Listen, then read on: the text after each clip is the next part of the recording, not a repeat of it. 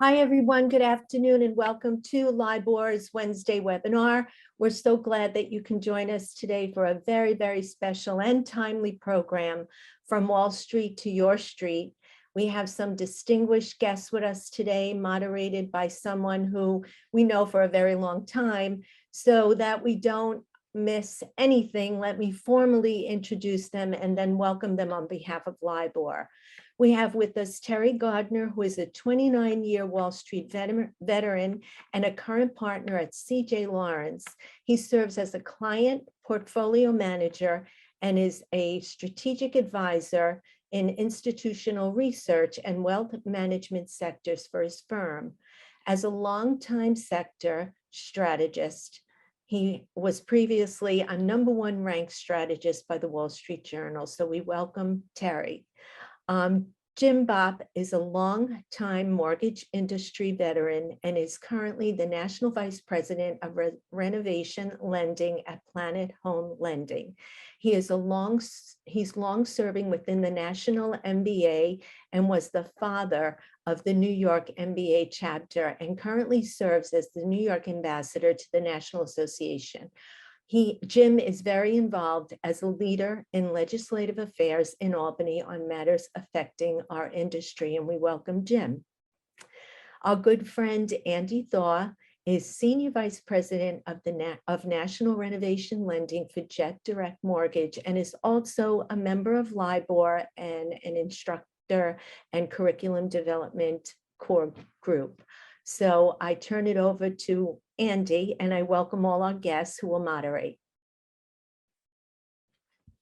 Andy, you're on mute. Always do that, okay? So I'd like to welcome everybody, and it's great to be here today. I think we have a very lively, what I would call town hall style event today that is extremely timely. And I could not have said some better introductions to my guests and friends here with me, Terry and Jim. And as we go to them for their segments, I'll ask them to just talk a little bit about their history as well, more specifically what they've been doing and how it really relates to what we're hoping to achieve here today. I've been watching a lot of the Wednesday webinar series here at LIBOR and really know that all the topics are very relevant to today's market. And I know Marianne, as well as LIBOR, always likes to pick content and topic that are very specifically relevant to not only the education or knowledge base of our industry, but also how we can encapsulate that and use that in a pragmatic way to expand your business opportunities and as well as being professionals. So with that, I do think we have a very, very pertinent topic. I couldn't pick a bigger headline topic than this week, which I'm sure Terry will be expanding on today. We all know how much Wall Street and the markets playing out in today's headlines. And you know, to that point, going back to the street level, we know as consumers, and even ourselves as industry professionals, we too are consumers on a lot of different levels for what we do in our homes. And we look at the headlines, and of course, not knowing the workings behind the system, we worry, we think about, okay, where are we going from here? And I think we can relate to that in an overall broad picture here. Taking that forward, now in a professional stance, when we talk about our consumers looking to purchase their home, and we know what we do as industry professionals, you as realtors, and we together as the mortgage community are creating a home ownership opportunity. And on a grand scale from the MBA, as well as our GSCs out there, which Jim will expand on, creating home ownership opportunity. And of course, this being National Home Ownership Month, once again, it's very timely. I will say just a little tidbit that HUD has just introduced a new FHA commissioner. And as you know, we have a new mayor in New York City. And I'll tell you that a large theme out there has a lot to do with lending, that has to do with housing. And I think we're at a good crossroads here where with now our markets diverging, we're going to see new paths forward to create home ownership opportunity. And that's what this is all about. So I'm going to kind of paraphrase things today and lay it out as we go. But in a town hall, we're also going to watch for questions. You know, this is a back and forth. You know, I like the whole concept of the town hall style, like we had in our elections these days, because that it spurs constant activity and constant communication and questions and answers. So throughout the morning, please, or afternoon, I should say, let's have some questions and answers, and I'm going to hope to serve as a good moderator to connect the Wall Street to our street and connect our two guest speakers today. So with that said, what we're doing today again is we're going to lay the foundation about the very roots of what our industry is and how our industry ticks as a mortgage community. I'll go back just a little bit, and Jim can expand as well. You know, the way back in the beginning of lending, you know, when a consumer wanted to purchase a home, they obviously in the old days used to go to their local bank, and we knew if mortgage money was available through their depository institutions, they would be lending, and it was a very narrowly focused way of lending in those years. Well, I guess come in the 60s when the government instituted and invented the GSEs, or what we all know today as Fannie Mae and Freddie Mac, created a whole new way of secondary market, is what we call it, which then ties and never-ending stream of funds and tying our industry right to the Wall Street and creating securities. And since that time frame, which I'm going to ask my my partners here to expand on, as you know, we've had a never-ending stream of mortgage funds to create homeownership opportunity, no matter what the cycle. All right. And one of the messages I'll say here today is that we've been lending in all kinds of cycles for the last 40 years, wherever the interest rates were. So I do want to kind of just start out with that even though we're at a market right now that's moving, Jim and I can both say, and people we know, that we've been lending in all kind of rate environments. So not everything is specifically rate driven. Sometimes it's need driven. And that's a good news that I'd like to share with you. So we're going to hope to put that in context historically and bring it forward to what's happening in the news today. So with that said, the importance of today also is that this is how I'd like to say it in my classes and when I do my teaching, is that we have a whole, I'm going to say a generation sometimes of mortgage lenders where people have learned what I call it the what-when generation, if you will. And Jim might be able to laugh on this and expand. And I've always said this in my classes, and it's a what-when thing. And tell me what to get, when do we close? Okay, it was a simple equation. What do we get, when do we close? Okay, give me a call when we're ready. Well, basically that sometimes works, but we all knew what happened in 2008 and 2009 when that kind of what-when philosophy kind of broke apart. But the biggest factor they were missing was the why, you know. And anybody who knows me as being an educator, I always teach in theory from the why, because if you understand the why of everything, you understand the what, and the when will take care of itself without even trying. So with that said, I would like to create that theme here today. And one of the biggest factors that it's a misnomer or gray area out there in the markets is that, you know, we all know that lenders will lend, and everybody knows that loans get sold. We do your loan, we sell it, you get to the closing table, and it's your loan is sold within about 2.5 minutes. Well, the bottom line is no one really truly understand the workings and the makings of how tied together and the relationships between our grassroots mortgage lenders through the secondary markets right to Wall Street. And so today I wanted to introduce the why of that, so you truly understand, especially in this timely week or two, of why we do what we do, both in interest rates and also in credit policy, because we'll see today that those two policies intersect with each other. So with that said, we're going to dial it back, and I think we need to go to the very top, and that would be Terry, because Terry represents an industry that is at the very, very core of what helps drive our industry. So I'll let you all, we're introduced to Terry. I'm going to introduce him as a good friend and a consummate professional, and tell us about yourself, and take it away. Everybody, here's Terry Gardner. Great, thank you. Thanks, Andy. Thanks, Marianne. Thanks, everyone, for tuning in. As Andy mentioned, my name is Terry Gardner. I'm a veteran of Wall Street for 27, 28 years now. Spent the bulk of my career in securities analysis and in money management, portfolio management. I work for a firm in New York City. I'm here in Midtown Manhattan today, a firm called CJ Lawrence, and we focus on managing portfolios, individual accounts for families, individuals, foundations, endowments. What's unique about us is that we build our portfolios from the bottom up, stock by stock, bond by bond. Here at CJ Lawrence, I manage accounts for families, for individuals, but I also serve as the firm's portfolio strategist, which means I kind of look across all of the markets and try to sort out whether or not the environment is conducive, is positive for investing in equities versus bonds or vice versa. And so I do a lot of market research, and that's where I spend the bulk of my time. Andy and I have been talking a lot about the intersection between not only the stock market and the bond market, but how it impacts the capital markets broadly defined, including mortgage-backed securities, which impacts the rates that you see in your business. And so we thought it would be timely. Certainly, I'd like to be speaking to you at a time when the stock market is soaring, and I can give you some great ideas. We've had a rough patch here for sure. After several years of double-digit returns on the S&P 500, we're now facing kind of a bit of a comeuppance.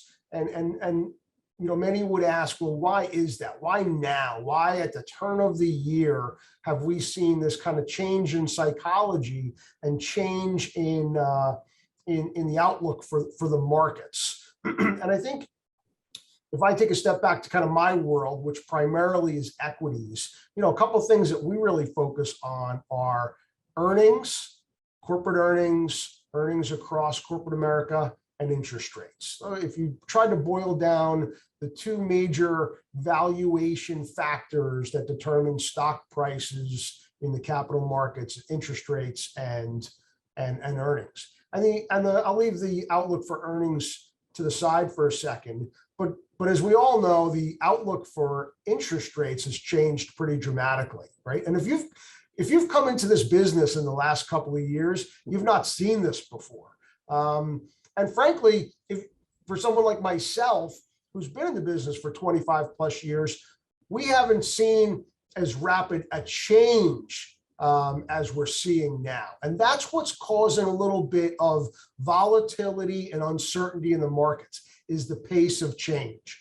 But if you think about the last decade, since the financial crisis of 2008, 2009, we've been in this sub 1% interest rate environment at the low end of the yield curve, for a decade.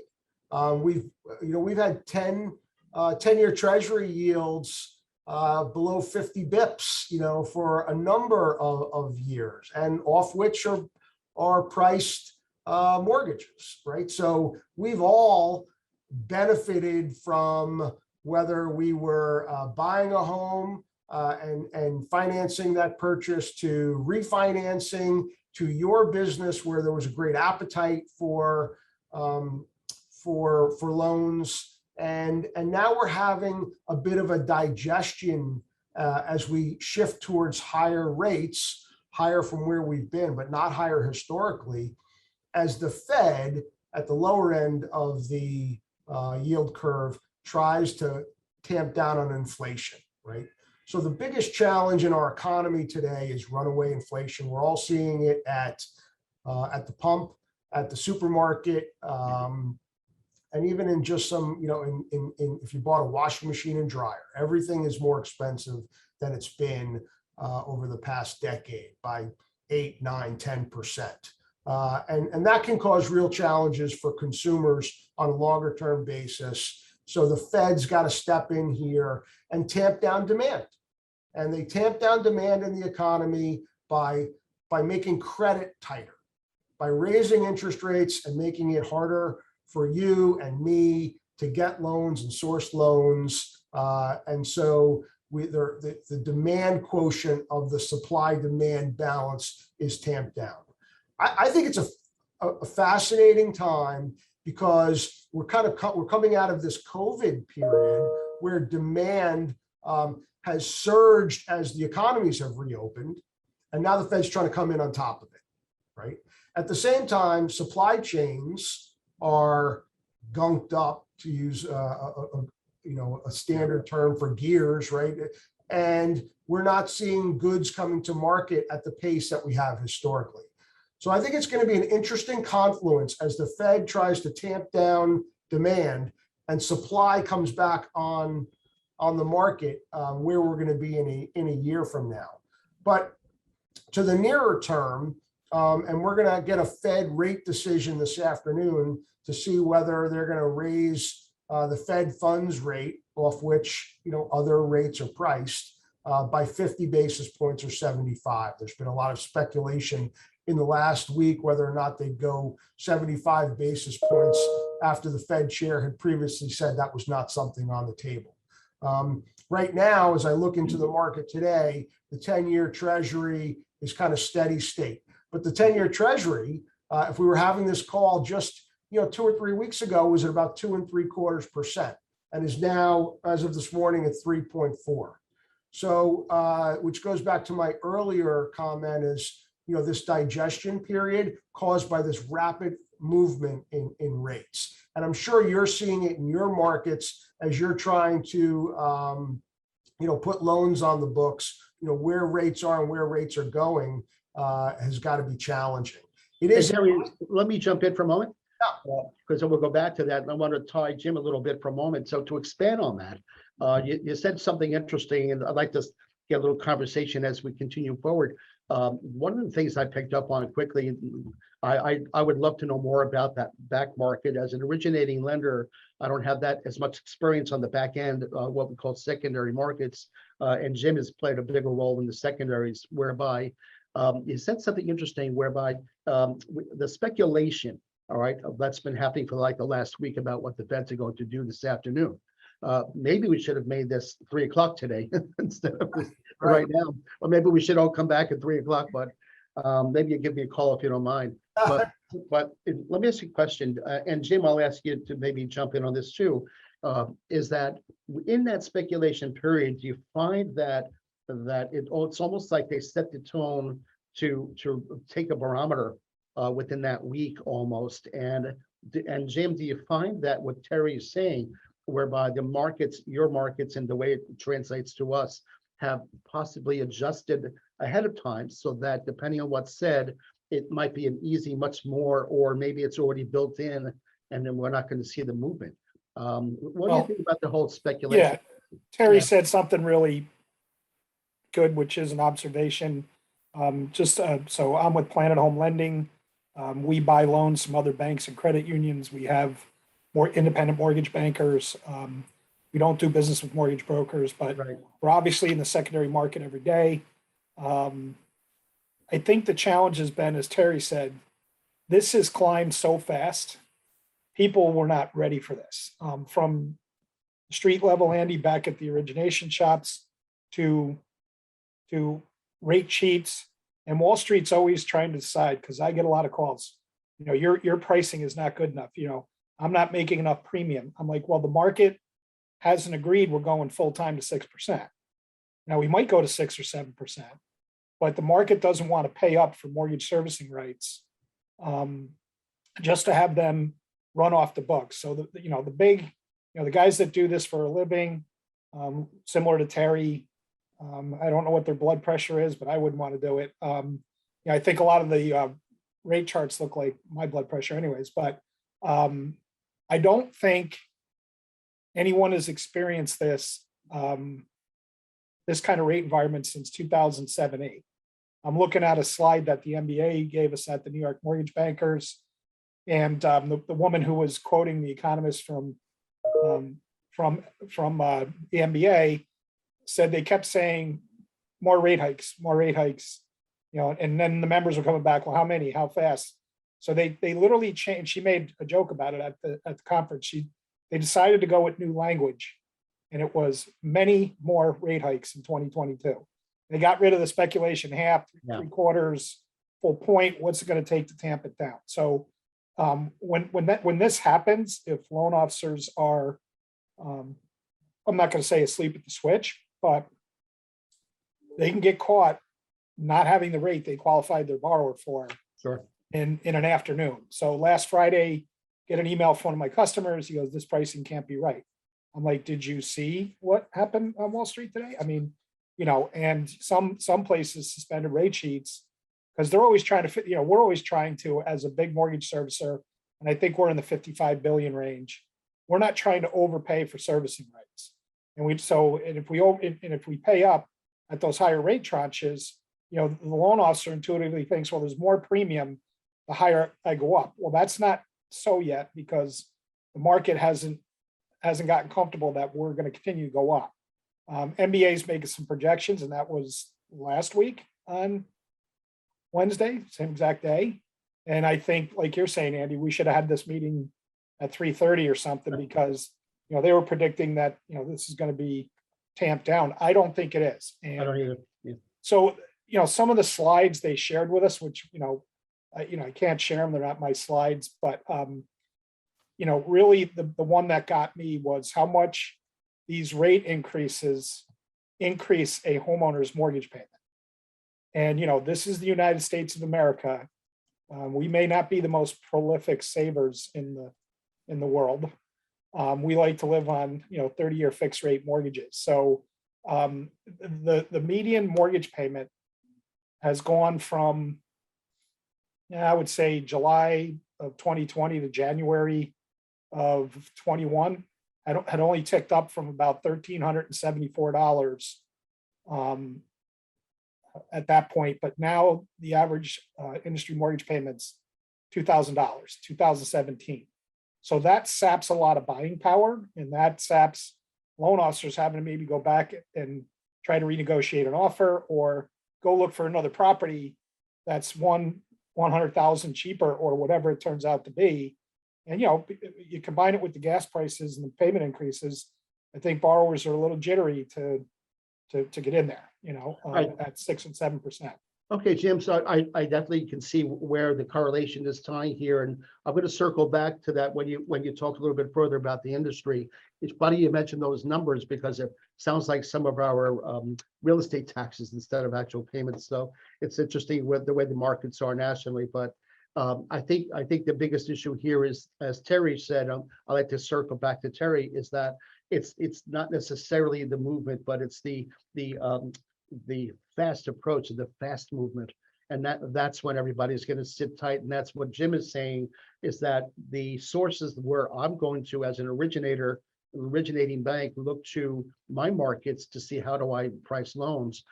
They're telling us, we don't know how we're going to, so therefore we're not going to tell you how you're going to. So it really creates this snowball effect, and it trickles down. So Terry, let me come back a little bit, and Jim, I'm going to circle back to you a little bit. Let me ask you a question. I always believe that in relation to the Wall Streeters and the appetite for different types of sectors, is that there's always this correlation between long-term securities and short-term. And I always felt that when the markets looked to be unbearable, or the short-term, the economy didn't look great, or whatever the geopolitical issue was going on at the time, that you would have this massive sell-off, or you would have a sell-off. And the term sell-off, then, in the way I see it as a consumer, then to me, they look for a safe haven, and safe haven might have been treasuries or bonds or long-term securities, so therefore you have this diverse movement going on when things happen with stocks. Conversely, it sometimes drive rates down. Can you maybe put some bearing on that about what happens with sell-offs and what we expect traditionally as compared to what's happening now? Yeah. Well, I will tell you, are you going to take this one for a minute? Go ahead. Oh, go ahead, Terry. Well, I would, it kind of comes back to even what Jim and I just expounded on with regard to the pace of change, right? So sell-offs, what is a sell-off and what causes sell-offs are caused by a lot of different things for a lot of different reasons. Right. What happened, I think, in the last several years and why sell-offs and recoveries actually happen more quickly, is the pace of information flow, right? So if you think about the 70s, 80s, 90s, a lot of pricing information, whether they're equities, bonds, mortgages happened over the phone or via fax. Now everything is instantaneous, and a lot of markets react to the flow of information instantaneously. A lot of in the stock market, you'll see even before the markets open how they're moving because algorithms are reading the economic data and selling futures or buying futures, right? So much of our market in the beginning stages of the day and the late stages of the day is driven by systematic traders or computers. And I think there's probably a lot of that that's happening across markets. And so what used to take months and sometimes years can happen in, a week or two. I don't know if you remember, but in 2018, there was talk about the Fed was going to start raising rates, and right around Thanksgiving time. And it was the first time that we had been hearing about, hey, it's time to end quantitative easing and start quantitative tightening. And just the notion of that, remember we had a taper tantrum. And the equity markets, the stock market, the S&P 500, from Thanksgiving to Christmas dropped about 20%. Just in over a month. Now, it quickly rebounded after that, but it just goes to show you how quickly information flows and therefore how quickly markets react. And so I think for your audience's perspective, for my equity clients, my bond clients, my advice is always, look, we've got to get into position for the next move, right? Let's not live for the day. The day is going to, there's volatility in the markets, but let's get positioned for that next move. And, Interesting you say that. A few things I'll hop on. I'm going to turn it over to Jim for a while. Is you mentioned about the volatility, of course, we know, but moving on for the next market, getting into position. And the last segment for today, Jim, we're going to talk about how we as mortgage individuals can actually work together in concert with synergy with our real estate partners out there and to see how we can then identify new markets and expand opportunities. Because why? Because it may not happen this week. It may not happen next week or this month while everything is so volatile, but we are going to be positioning ourselves to be, I call it the next ride, if you will, but that's the next cycle of what's going to happen and where we call it emerging markets within our community. And that's where possibly specialty lending comes in and specialty or designations, but I'm going to get into that. But you also mentioned quantitative easing and tightening, and I'm going to ask Jim maybe to speak on that a little bit as well. But guys, let me paraphrase. I'm going to do the old handoff to Jim. I should say a little backcourt here, a little hockey term, but sorry about the Rangers, my friend. But I'm going to hit it to you. But I'm almost over it, Andy. I'm almost over it. We are positioning ourselves on the grassroots levels for the next cycle, if you will. But speak a little bit about. I know we've been in a quantitative easing for many years, where the Feds have done a wonderful job as to keep the markets after the crash of 08 and 09. When the whole markets, where the whole global markets crashed, as we know, did a fantastic job over the years to then ease it, to bring it back to where we're thriving. But now at some point, you had to have this tightening, this quantitative tightening, and that's where we're living right now. So Terry, sit tight, and I'm going to hand it over to Jim for a while. And go ahead, Jim. So a couple things. One, on your predictions, rates will come back down again. I believe New York State real estate taxes will not. They're very comfortable predicting that in New York State. You won't see tax cuts. But I've been pounding on a desk since probably about 2011. Through this current period, anybody who would want to listen to me, we're keeping money too cheap for too long to prop up this economy. I agree. And the problem with the Fed is they undershoot. And then they come out of the tunnel, they come out of the Lincoln Tunnel and they go, oh shit, now we got to overshoot, And so right now, the question is, can they do a soft landing? Nobody knows. It's always too little too late or too much too fast, right? Overcorrecting and, slamming us into a recession, whether or not you believe we're in one already or not. But the good news to me is, my first mortgage was a 2-family in Troy, New York. It was 11.5% and 2 points. So I'm pretty sure and I worked at the mortgage bank. That was the employee discount. So because they love me so much, but So why did they give you a higher rate than the consumers? because they knew how risky I was. But anyways, the bottom line is the good news story here is, and again, we promise not to be gloom and doom all day. From my national perspective, loan officers who haven't seen this before, a lot of them are going to have to exit the business because they won't put the time, effort, and energy into learn the new products that they need to use to help the real estate community keep purchases going. So maybe things like interest-only mortgages, not pay option arms, that was a bad thing, but interest-onlys or we have 2-1 buy downs. We have lock-in shops at our company. We're trying to get to the arm market. We think there's going to be, there's definitely going to be a market there. Right now, from what I see from our pricing, Wallstreet doesn't seem to be, paying up for arms either. So, for everybody out there, Andy's one of our customers, Jet Direct.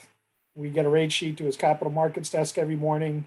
They look at what's going on, what can sell, what can't sell. They put it into their pricing engines.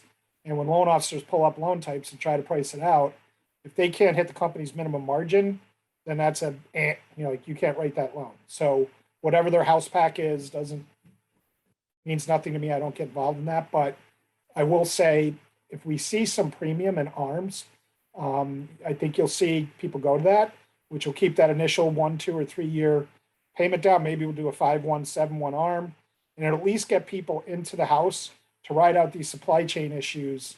And hopefully gas prices will come down a little as well, and the borrower will be able to refi at that point or recover. Jim, let me help put that in context. Yeah. Getting back into a little bit of a rate climb environment, we're going back to where we were 20 years ago, it sounds, whereby before what we had, as Terry would know, as an inverted yield curve, where the shorter term were paying better than longer term securities. Now it was the opposite for fixed rate appetite. So now what I'm hearing is that as rates go up to what you're saying, that we may expect to see other products such as 3-1 arms or 3-year fixed rates or 5-year to help drive down that payment, which therefore to translate will make the home ownership opportunities still equally as valid as they were last year. Yeah, we'll be able to get some people into a house. And then the other thing I would say is loan officers who haven't done it before are going to have to start learning how to sell discount points. Yeah. And maybe 2 or 3.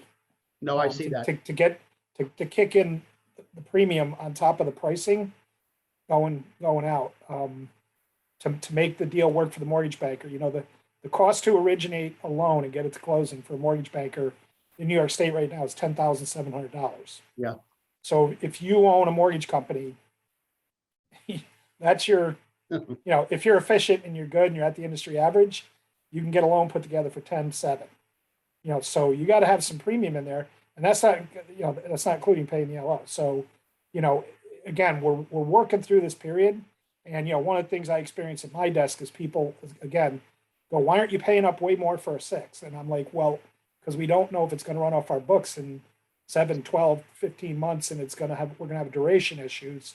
I will say a large portion of our portfolio probably has some very strong mortgage servicing rights because most likely 80 to 90% of it was originated in the 3% rate tranche. So from a balance sheet perspective for mortgage bankers, if they were wise enough to book servicing over the last 3 years at these historically low rates, they're the ones that are probably going to survive this downturn, either by having an annuity that gets spit off from their servicing portfolio, or by having something they can go to somebody like Terry and say, "Hey, can you get rid of about $7 billion of this stuff and send me a check?"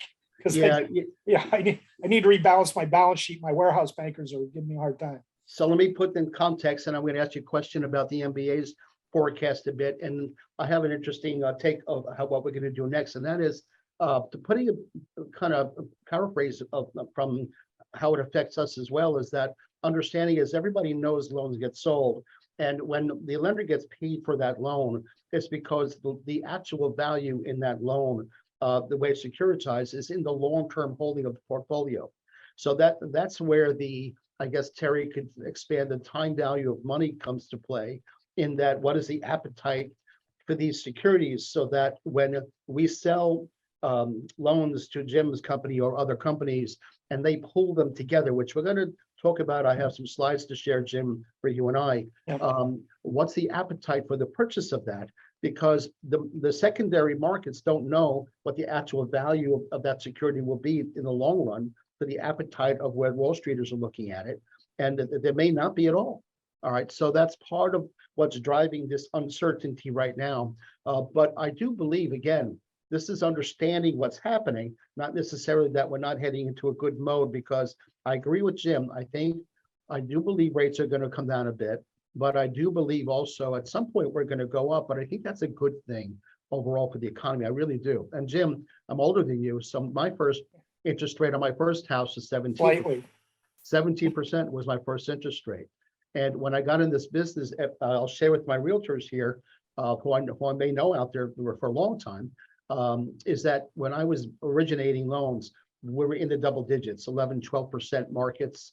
And people were begging, can you get me under 10%, please? And so everything is relative, you know. And I found at some point where becoming a specialist really helped out in driving business. And that's where we're going to land this afternoon as well. But Jim, forecast from the NBA, what are they thinking rates are doing?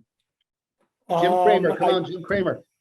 I don't agree with where they said they were going, because the slide said 4.42, and maybe that was where they think the 10-year is going. But Okay. They not including today and not including what happened on Friday. We left Saratoga Springs Thursday morning. A lot went on Friday and Monday. So, you know, their projections. Let me see if I can find it real quick. And while he's looking for it, the markets could have turned already. And that's the truth. That's how it happens. Would you agree, Terry? Yeah, I mean, the markets change on a dime. They change on a headline. Yeah. Change on a headline. And that's where you have to have a little bit of a longer term focus, because if you get caught up in the day-to-day You can't. minutia, you'll get sidetracked. I think it's a good time for vacation, personally. I don't know. Yeah, well, If you can, yeah, if you have your portfolio on set it and forget it, you're not playing with it every day, you're not a trader, you're an investor, why not turn off the radio and Today, relax? maybe it should be Terry. I don't know. Well, So I'm not fighting yet, but I'll say one other Okay. good news message to me. And Andy and I really know each other through the niche product of renovation lending. We didn't want to drag this call into that situation. We really wanted to give you a 30,000 foot overview of, what the industry is doing. From All right, my so, perspective, no, go ahead, Jim.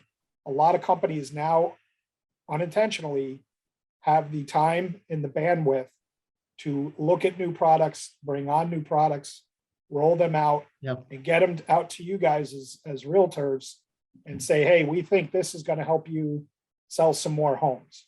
And that's what you're looking for in your mortgage lender is this person bringing me new product, new answers? Are they a student of the game? Andy's a student of the game. Do they study enough product to just not, put all the money on 21 Black and just hope things get better? So, So, the good news message to me is loan officers have time, companies have time, they have bandwidth, they need to generate production to get through this cycle, even if it's thinner margin production, to just keep the money flowing through the books and keep things open until we hopefully get some type of relief from something. Now, by the way, whatever that would be. To that point, Jim, interesting is that this is when a lot of the bigger companies see that mortgage lending is only just a part of their profitability of their organizations, such as the big banks and what have you. So they tend to say, oh, okay, 90% of our profitability of our company is over here, 10% is over here in the mortgage-backed securities. Well, why don't we just leave it alone this week? So they jump out of the market, and that's when we have less product available. Then we have to shift our focus. But everything that we do, any experienced lender is their good job. And you as realtors, I will say, speak with your lenders. Don't just call them when you have a deal. Speak with them specifically now about how you can strategize and get some synergy to co-brand and market out there, because you can build business in any environment. And the last segment today, we'll be looking at that. So, Jim, you know what I'm thinking might be fun, and Terry, I created a slide here and I want to get you a bearing on it. This is something I used to teach about the whys of our industry, and everyone should be able to see this. And I always use this graph over the years to really understand. So this is the why to my real estate community out here. This is the why of how these markets work and what I'm referring to. And it just is a simple chart. And this is really where the availability of the funds comes from, and the actual path that a consumer would take from their perspective, where they go shopping for their mortgages, which is in the first row, okay? And then what happens to those mortgages being sold and securitized into the next row, all right? And then they're ultimately then securitized, and at the top of the chain, as you can see, is Wall Street, because this is where a lot of the funds flow from, as we know. So, Jim, if you can look at, and if you see all my arrows here, I wasn't just sneezing and doing all kinds of arrows. You can see the flow here of where a consumer goes to their originating sources. So if you can see the flow here, what happens is then the originating lenders then contractually have arrangements where they can sell their loans off to for servicing or what have you. But if you could see the flow here and put some bearing on it, because I know you reside in one of the banks in the top chain here because you securitize loans, whereas I reside within a mortgage bank, an independent mortgage bank. We do securitize, but we choose not to. So I think being on different sides here, maybe you could talk about the correlation here between the parties. So not all mortgage bankers are created equal. Some are delegated, some are non-delegated. Some choose to, what do you mean by delegated? they have the ability to underwrite the loans, close the loans in their own name with their own money. Right. So that would be a good example of Jet Track. That's what you do. Right. Some lenders also could be delegated on one product, but like my specialty product renovation, they may like, those loans are too tricky. We don't want to underwrite them. You guys can underwrite them. We're going to go non-del on that book of business, non-delegated. But basically, I was going to say something earlier when Terry was talking, the secret sauce in creating homeownership, and maybe we've been overshooting it or trying to make too many people homeowners that really can't be homeowners, is tying the bond market to create the liquidity for the mortgage market. So FHA and Ginnie Mae, those FHA would be the loan product type.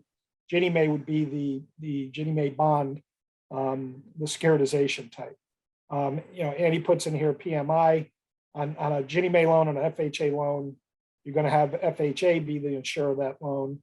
On a conventional loan, it's going to be private mortgage insurance of whoever's out there, Enact, Radian, whoever.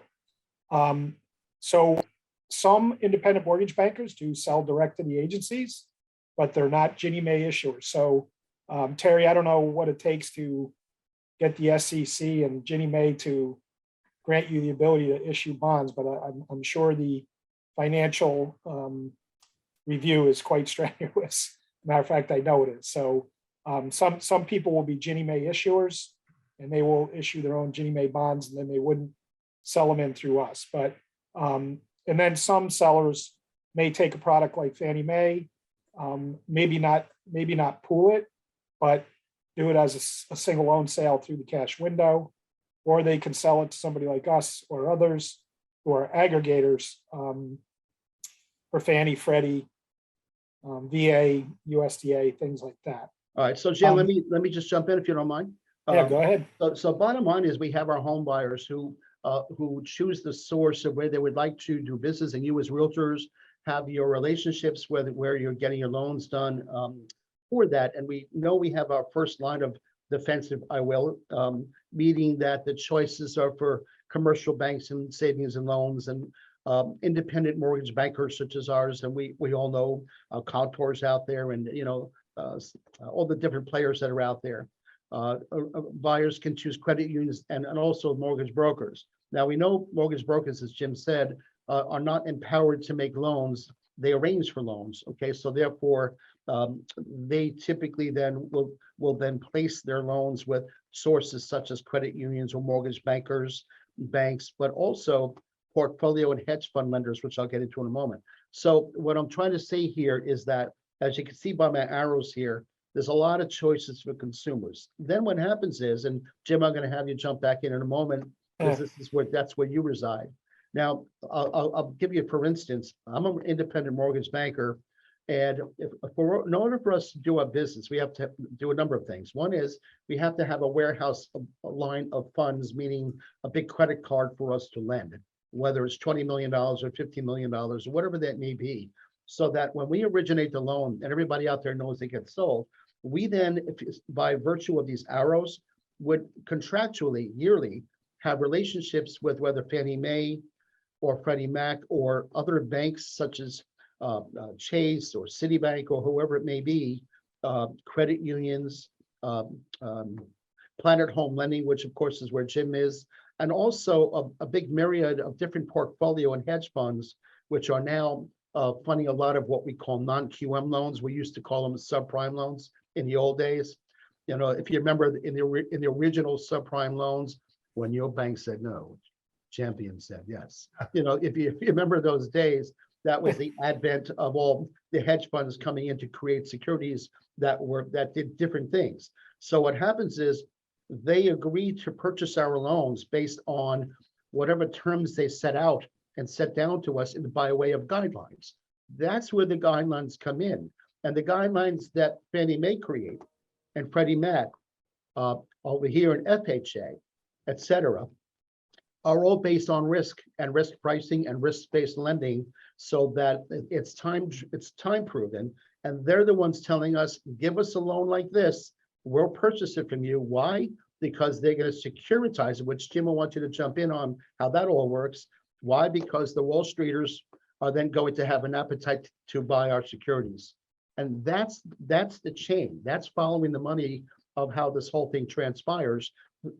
It's all these interrelationships is where all the never-ending funds for mortgage lending exist that create home ownership like we've known it in the last 40, 50 years. So Jim, talk to me about being an aggregator, if you can explain kind of what that is, and what you guys do with that.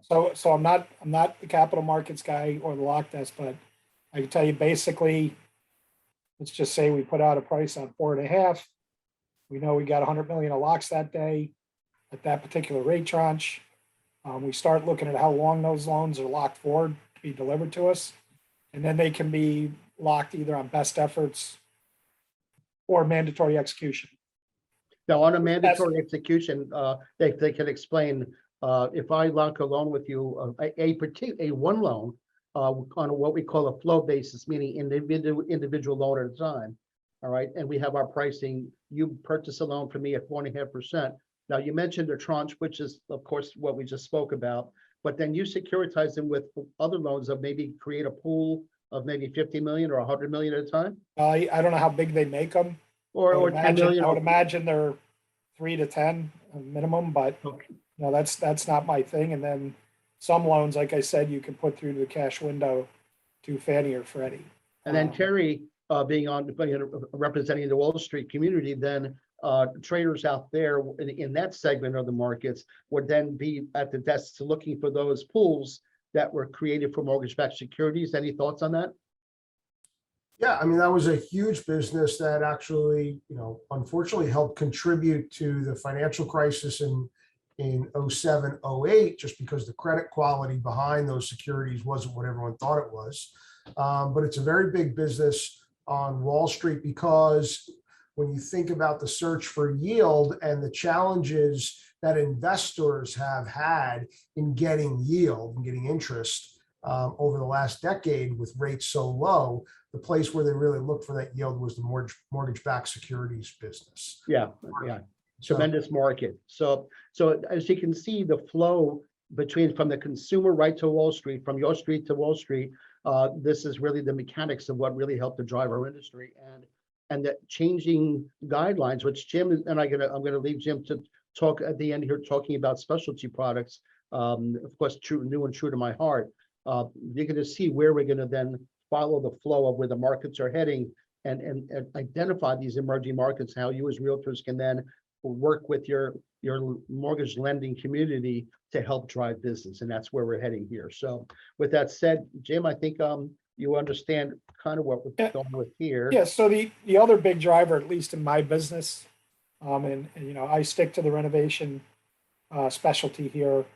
We have FHA 203K standard limited, home style, home ready, home style, Freddie Choice, VA renter. We have all these different products.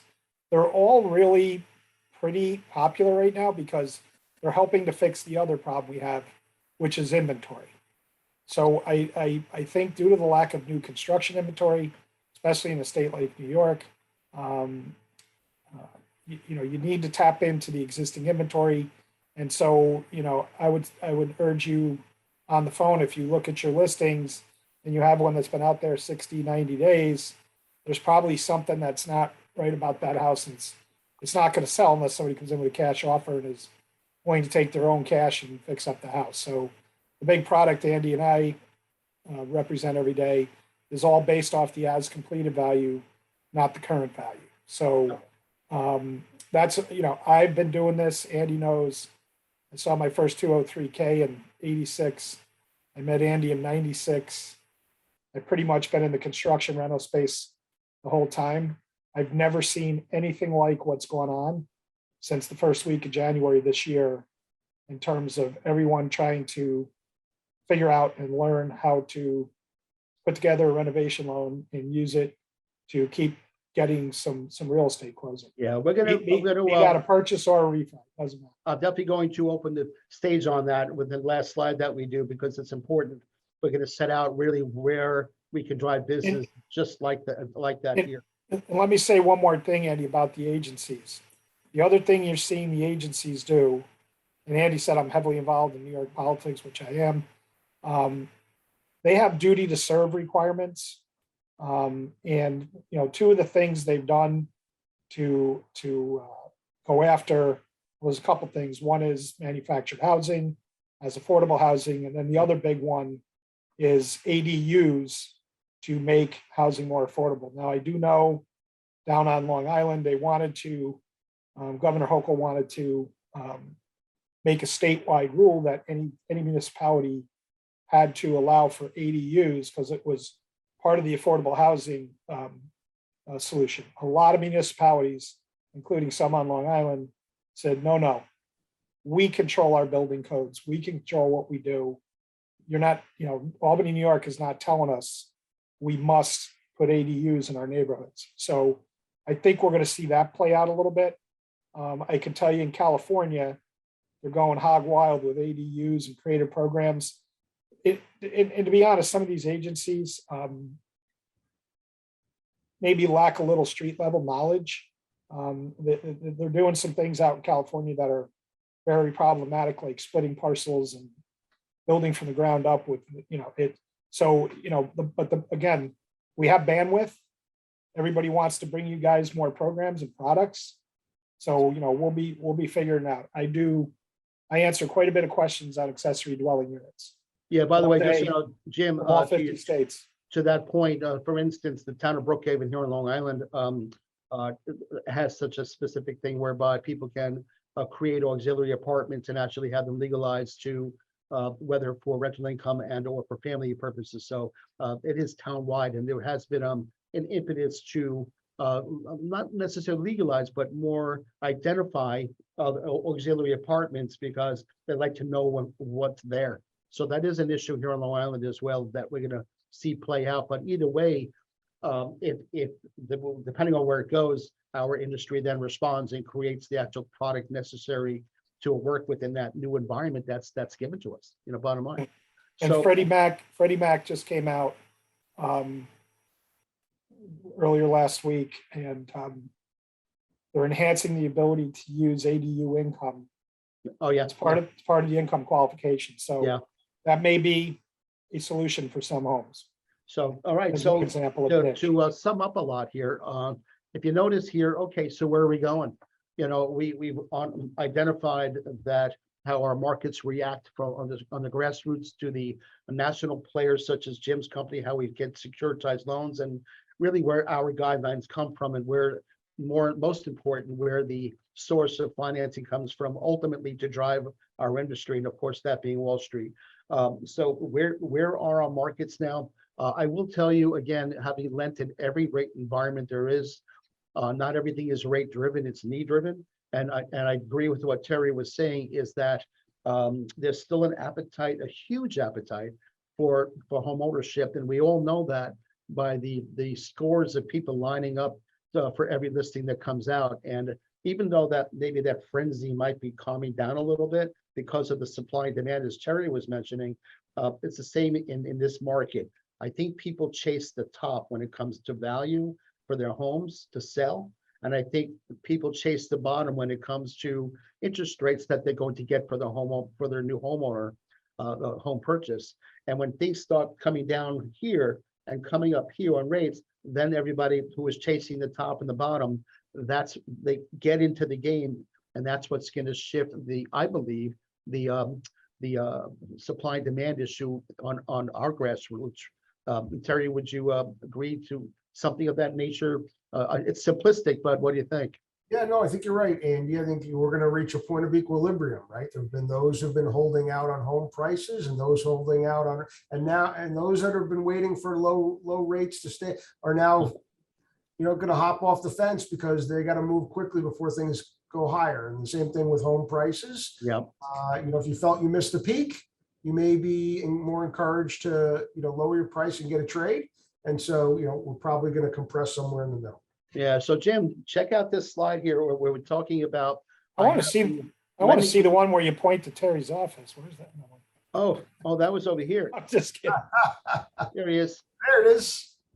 I'm right behind the flag. Yeah, it's Terry right there. But yeah, Terry, I'm just curious. Do they allow you to open your windows? I'm just curious.